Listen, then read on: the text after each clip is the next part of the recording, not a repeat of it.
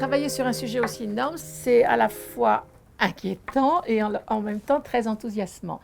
Il faut d'abord trouver des textes, et trouver des textes qui ne se ressemblent pas, justement, pour pouvoir donner des facettes différentes du sentiment. C'est trouver des textes à travers le temps. Alors il y en a qui restent très modernes. C'est trouver aussi un équilibre entre le roman, les correspondances, les œuvres théâtrales, les poèmes. Donc il faut arriver à ce que cet équilibre soit gardé. Et puis, c'est toujours privilégier l'émotion, l'intensité, l'incandescence aussi du moment ou du partage. C'est aussi trouver des visuels. Et là, c'est la même chose. C'est-à-dire qu'il ne s'agit pas forcément d'illustrer précisément une œuvre. Si je prends le cas de Raymond Radiguet, Le Diable au corps, c'était pas l'idée de prendre un visuel qui correspond à 1914-1918, non.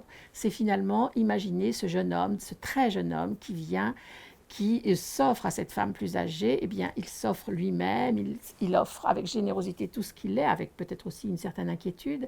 Et en fait, le tableau de Caravage, de ce jeune homme qui offre sa corbeille de fruits, voilà une résonance par rapport au texte. Donc ça a été aussi l'idée de ça, c'était de ne pas toujours coller à l'époque, mais d'amplifier ce qu'on peut ressentir.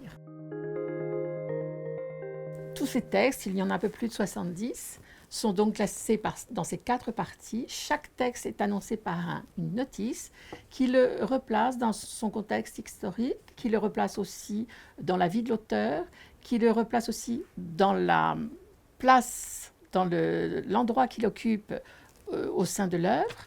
Donc il y a déjà cette possibilité de se retrouver comme ça. Et puis la préface, les avant-propos, chaque avant-propos, avant chaque partie, explique aussi et permet de ne pas être perdu dans ce labyrinthe amoureux.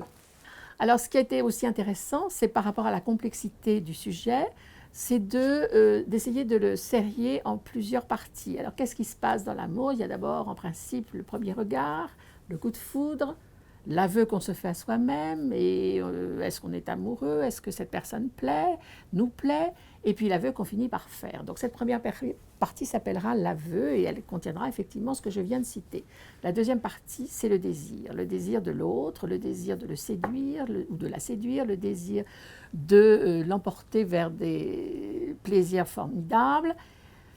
Ensuite viendra le tourment, parce que toute histoire d'amour, par quelques rares exceptions, est souvent accompagnée de désillusions, de tristesse, de chagrin, de tromperie, de duplicité, de mensonges. Donc le tourment, et Dieu sait que le tourment a alimenté la littérature, comme l'aveu et comme le désir.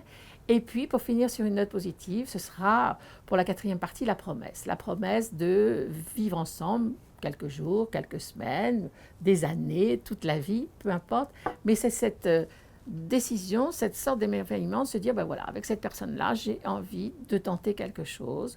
Et bon, à travers la littérature, il y a beaucoup de couples qui, dans la réalité, ont montré l'exemple, et surtout aussi qui l'ont montré dans leurs écrits. L'intérêt de ce livre aussi, ce sont ces illustrations, ce sont toujours des tableaux de très grands artistes, des tableaux de très grands peintres, des statues de très grands sculpteurs. Il y a aussi quelques photographies. Et c'est chacun de ces artistes a essayé d'illustrer l'amour comme il l'entendait, comme il le voyait, selon les époques dans lesquelles il vivait. Donc ça a été très intéressant de répondre à ces textes, mais aussi de ne pas montrer que des couples, parce que l'amour, c'est le couple, bien entendu, mais c'est aussi ce qu'on ressent seul ou ce que l'on en pense seul. C'est aussi un état d'esprit, un état d'âme. C'est pour ça que chaque partie est annoncée par un paysage d'un grand peintre. Et ce paysage donne déjà la tonalité de la partie. Par exemple, pour la veuve, il y a un paysage de soleil levant. Après, pour le tourment, ça sera une mer et un ciel plus agité, plus sombre. La promesse, ce sera un clair de lune. Donc, voilà, on est emporté. C'est comme si le lecteur ou la lectrice était pris par la main et qu'on l'emmène se promener grâce à ces artistes à travers ce ce sentiment qui finalement est toujours en mouvement. L'état amoureux, c'est quelque chose qui n'est jamais, jamais stable. On passe par des hauts, par des bas. Eh bien, c'est ce que toutes les illustrations de ce livre essayent de donner.